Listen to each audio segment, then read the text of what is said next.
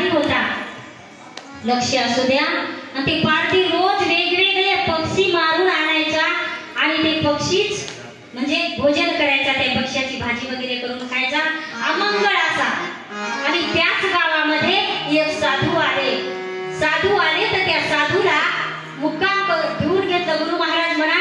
आणि प्रत्येक घरी प्रत्येक आपापल्या घरी ते एक जण त्या साधूला जेवायला नेत होते. आज एकाच्या घरी, उद्या एकाच्या घरी, परवा एकाच्या घरी, असे क्रमाक्रमाने त्या साधू महाराजांना लोक जेवायला न्यायचे. आणि जेवायला नेत एक ते पारधी म्हणला, पारधीच्या मनामध्ये आलं, मांसाहारी होता तो पारधी, नामस्मरण नाही, ध्यान नाही, चिंतन नाही, देव नाही, काहीच नाही. पण त्याच्या मनामधले प्रामाणिकपणे म्हणजे इमानदारीने त्या गुरुदेवांबद्दल भाव जागृत झाले. आणि गुरुदेवांना त्यांनी सांगितलं की महाराज तुम्ही माझ्या घरी जेवायला चला. महाराजांनी असं म्हटलं नाही की नाही मी तुझ्या घरी जेवायला येत नाही, तू 10 दिवस आंघोळ करत नाही, रोज मांस आणून खातोस. पण नाही, महाराजांनी काय सांगितलं, मी तुझ्या घरी नक्की जेवायला येईल, पण तू अनेक प्रकारचे पक्षी, चित्र, सस्य वगैरे वगैरे जंगलात पकडून आणतोस आणि खातोस.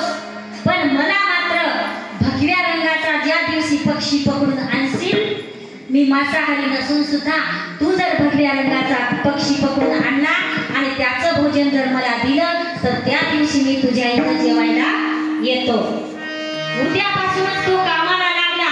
त्यानं ध्यास धरला की महाराज माझ्या इथं जेवायला येणार आहेत, मी गरीब आहे, पाटलाच्या इथं, सरपंचाच्या इथं, सावकाराच्या इथं जातात, मोठे लोकांच्या इथं जातात, प्रत्येक गावाला महाराज एक दिवस वेढा आणला जेवायला जाऊन, पण मी कुठेतरी कमी पडलो, मी पापी आहे.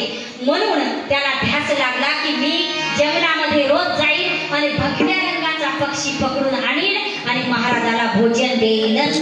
महाराजांनी त्याला सांगितलं की दुसऱ्या रंगाचा पक्षी नको, बगळा नको, पांढरा मोर नको, मोराचा किती सुंदर कलर असू दे, पोपट नको, मला फक्त भगवा पक्षी पाहिजे, केसरी कलरचे ज्याला पंख आहेत, ज्याचा कलर आहे तो पक्षी आणशील तर मी तुझ्या घरी जेवायला येतो. त्याला ध्यास लागला, रोज ध्यास लागला, रात्री झोप येईना, सकाळी उठल्या ध्यास कशाचा लागला, त्या संताचा ध्यास लागला. आणि भगवा पक्षी कोणता आहे, भगव्या पक्षाचा, म्हणजे त्या ध्यासामध्येच त्याची भक्ती होऊन गेली, नामस्मरण होऊन गेलं. रात्रंदिवसाचे किती श्वास होतात, 21,600 श्वास होतात. म्हणजे 21,600 पेक्षा त्याचा रोज ध्यास होऊ लागला, 25,000 जप होऊ लागला. समजा आपल्या भाषेत लक्षात घेण्यासाठी रोजचा जप, रोज जंगलात जायचा ध्यास, काही नाही, कोण काही मनो भांडायचा नाही, कोण काही मनो सोडलं का रे तू लईच मार्गाला लागला, लई साधूच्या नादी लागला, काहीच म्हणायचं नाही, फक्त ध्यास करून करून करून त्यानं असं किती दिवस केलं, 2-3 दिवस केलं का नाही, त्यानं 12 वर्ष अशी तप केलं, असं 12 वर्षे रोज.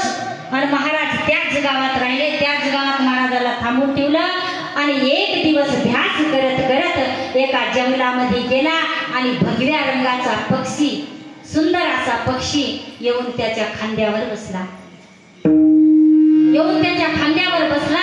आणि त्याला खूप आनंद झाला. त्याला वाटलं जसं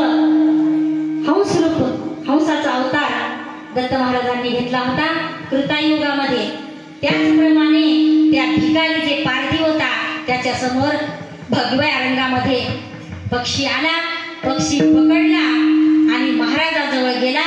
असा पक्षाला कोंगारत होता, असा सावरत होता, चोंभाळत होता.